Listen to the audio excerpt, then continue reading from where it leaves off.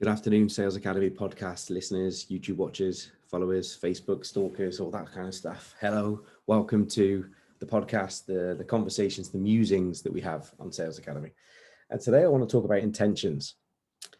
It's January, coming towards midway through January now, and this is the kind of period where a lot of resolutions that people set tend to drop off.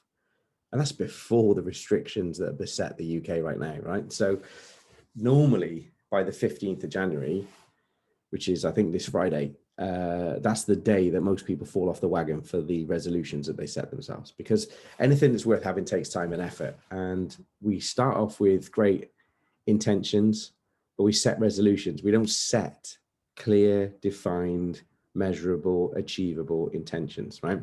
So I'm going to kind of bust a myth here for some of you, because you may have heard SMART goals and all that sort of stuff. And, you know, the specific, measurable, achievable, realistic, time bound. I even just mentioned them a second ago in terms of that language. But SMART goals don't exist. All right. SMART goals don't exist. And the reason for that is your goals need to be scary. The goals need to be terrifying. Your goals need to be something that's kind of stretching you, but also out of your reach. And by that, what I mean is, are you the person that's able to achieve those goals right now? Because if you always do what you've always done, you'll always get what you've always got. We know this, right? We've heard loads of people say it, but far better than me.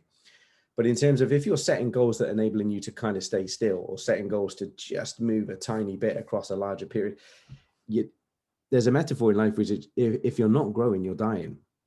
You know, when a tree reaches its optimum height and stuff like that, it's starting to die by then, because for the water to get all to those areas, it's starting to, you know, so if you're not growing, you're dying.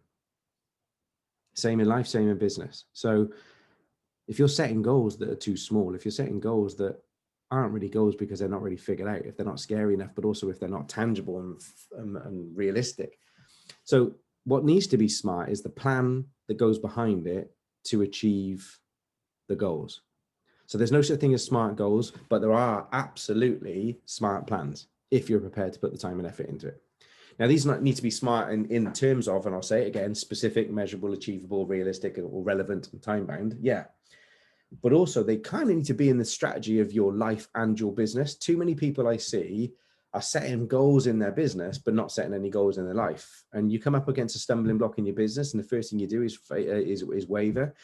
If there's no big why for you, if there's no real purpose for what you're doing, and your big why doesn't have to change the education system like I want to, your big why can be, you know, that £5,000 holiday that you and your family have never been on, that you want to take them on because you are the person that's bought it, that's owned it, that's earned it, right? Your why could be, you just want to set up a charity foundation, you know, and it's not it's a charity foundation, for God's sake. It's a big society piece. Your why could be whatever it needs to be. But when I say big enough, it's about the emotion of that why and the purpose of that why being big enough to kick your ass on the days that you need it to. Because there will be days when you just want to pull the duvet up. There are days when you just want to go, do you know what? Fuck off, world. I'm not doing this today. I'm not adulting, passing my crayons, give me the blankets. I'm going to make a sofa for balls to this. We all have them, everybody. But choosing to unpack and live in that fault, choosing to pull out the crayons and do nothing else isn't going to get you there. So what's your why underneath? So with that in mind, I want to challenge you to set intentions. I don't just want this to be a rant or a kind of amusing. I want it to be a purposeful action. So I want you to look at setting intentions. I want you to look at your goals for the year, the quarter, the week, the month, the 3 year, the 5 year, the 10 year. Have a look at what intentions are you setting for yourself, for your family, for your business, for your lives, you know, for your friends. Are you taking people on the journey with you? Only this week I had a conversation with somebody, and they're like, you know, things have been tough for a lot of people. My business is growing, but, you know, it's a silly little thing. Like, they want to buy a concert ticket, and one of their friends like, I don't think I can afford to go. And that's kind of a shock to the system when you're building and things are going well, but you're not necessarily bringing people with you along the journey. And I'm not saying freeloaders, I'm saying people that you care about, that you want to support and give back. The people that have dug in and helped you, then you can dig in and help them as well.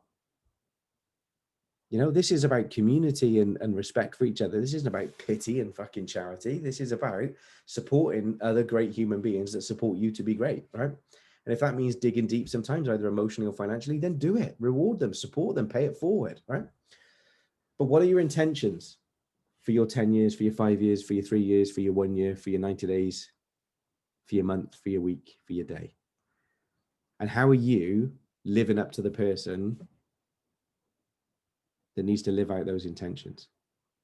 So here's the question. I want you to mind map this out. Here's the challenge.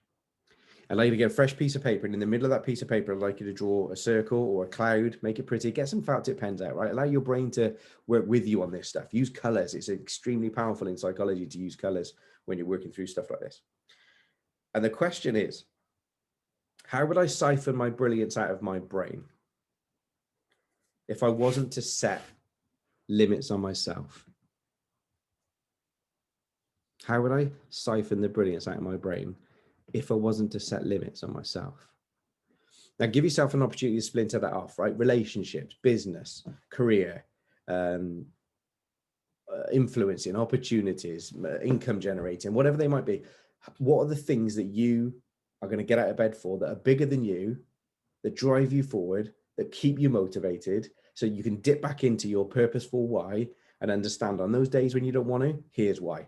On those days that you do want to, here's why. On those days when you have wins, don't stop at that point. Take that energy and use that energy. So set intentions that scare you, set intentions that challenge you, and then build a smart plan around those intentions for you to be able to achieve the personal goals and the business goals that you want. And when you're ready to get support for that stuff, but believe me, if you properly put some time and effort into what I've just asked you to do, you'll be nuts to go it alone. Seriously.